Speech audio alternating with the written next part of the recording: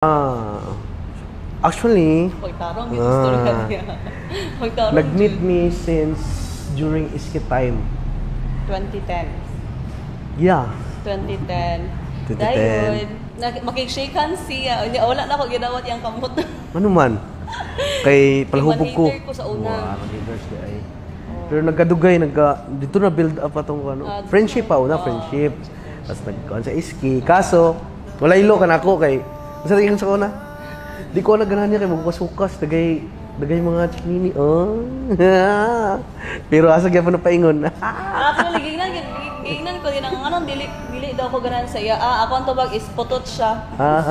Then kuan kanang ang ako yung standard sa lalaki sa una kay kanang taas din kanang ito. Kaya nga naman. Madunggan ako akong kuan kanang ay ang heartbeat daw. Pero karon dili naman heartbeat dunggan kay duri naman. Grabe mo chika eh. Booking kayo ba?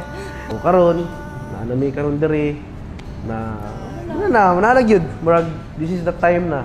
Murag, finally. Oh, na may giingon nila na. Ang mo ng finally.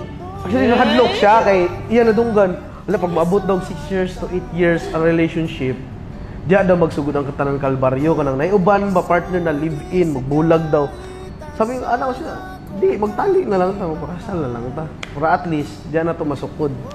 Pero, dili kay, one man, diyan na lang nasukod dahil kung asa gina mong patient. Kaya parehas man ni June babies, na may mga similarities.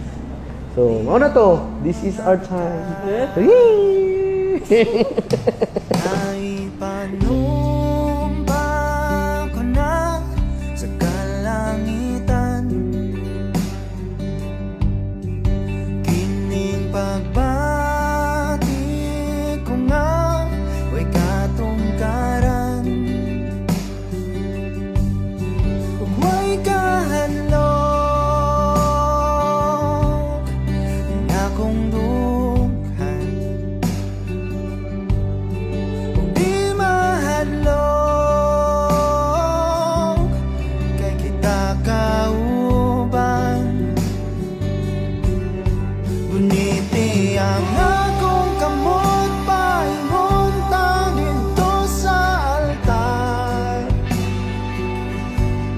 Ug akong